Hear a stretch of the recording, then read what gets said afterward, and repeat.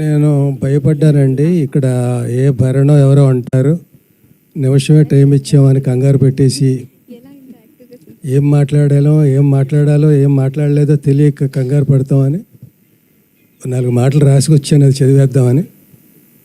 అది చదవడానికి ముందు ఏం మాట్లాడగలనో ప్రయత్నిస్తాను. ఇక్కడ ఎవరు లేరు, భరణలు లేరు కాబట్టి ఇంకా రాలేదు.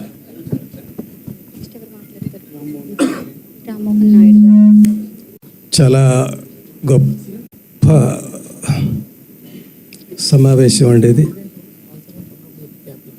బ్రహ్మానందం గారు ఎప్పుడు నన్ను ఎల్పి అని పిలిచిన సందర్భాలు చాలా తక్కువ.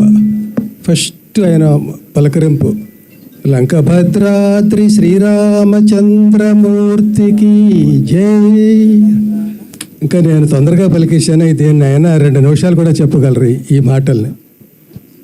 అంత అభిమానం, ప్రతి అక్షరాన్ని అలా ఒత్తి స్ట్రెస్ చేసి అభిమానం ఒలకపోసి అలా పలకరించేవారు. ఎన్ని అనుభవాలు. ఇంచుమించుగా సగం షూటింగులు అన్నపూర్ణ స్టూడియోలో జరిగేవి అప్పట్లోనండి.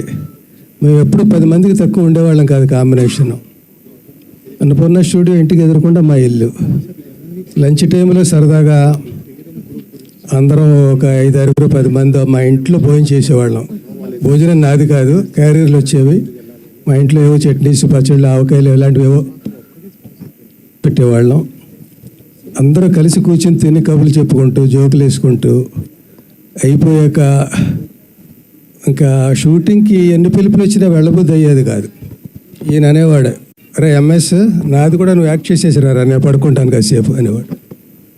అలా అలా ఎన్ని అనుభవాలు ఇవన్నీ. ఈయన ఒకళ్ళు చెప్పిన జోకు ఇంకొకరికి చెప్పి మిగతా 90 చెప్పి ఎంజాయ్ చేయడం ఆయనకు ఆనందం. అందులో నా జోకులన్నీ తెలివి తక్కువ జోకులుగా ఉండేవి. నేను చేసిన ఏ పనైనా అంతే. వీళ్ళలో నేను చదువుకోని వాడిని, నిరక్షరాస్యుడిని, రచయితలు అయిపోయాను. కానీ అవేవో సినిమా డైలాగులు రాయడానికి తప్ప సాహిత్యం అది కాదు. సాహితీ సభలకు నన్ను పిలుస్తూ ఉంటారు. చాలా పొరపాటు చేస్తున్నారు, పిలవకండి, అలాగే ఫూల్ అయిపోతాను నేను, మీరు ఫూల్ అయిపోతారు అంటుంట. అట్లా వీళ్ళ మధ్య చాలా అందరూ వాళ్ళ సాహిత్యం కానీ వాళ్ళ బ్యాక్గ్రౌండ్ కానీ, ఈయనతో ఒక శైలి, భరణితో ఒక శైలి, ధర్మవరానితో ఒక శైలి, ఇలా ఏబిఎస్, ఇట్లా అందరూ ఎవరికి వాళ్ళే, ఎవరి రంగంలో వాళ్ళ నిష్ణాతులు.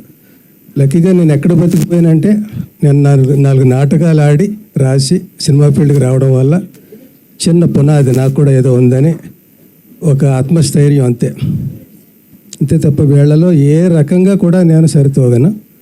ఎక్కువ ఆ సైలెన్స్తో వాళ్ళు మాట్లాడేవి విని అందులో నేను ఏమైనా ఒక అపప్రిన్సిపు జోకో మాటో అంటే వాళ్ళు నవ్వుకొని, ఆ నవ్వుని నేను నవ్వుకొని అలాగే గడిపిన రోజులు ఎక్కువ అండి. ఇదిగో ఇలాగే ఎక్కడికో వెళ్ళిపోతుందని అది చదువుతానండి. అంటే ఎన్ని చెప్పినా కూడా ఇంకా మిగులుతూనే ఉంటాయి. అందులో సగం మిగతా వాళ్ళు చెప్పేసినవి అవి ఉంటాయి.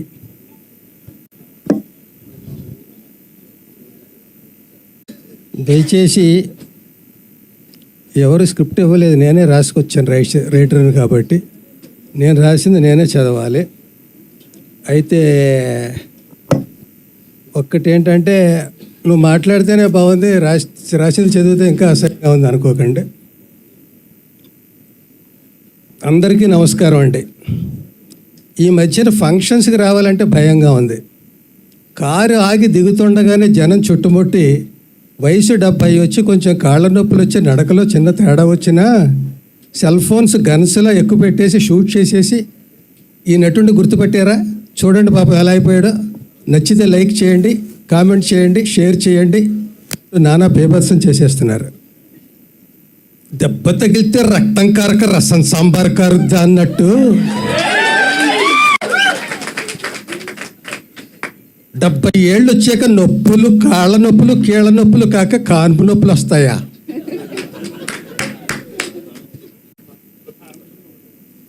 అందరూ బ్రహ్మానందం గారు అయిపోతే హాస్యం బ్రహ్మ పదార్థం అయిపోదు.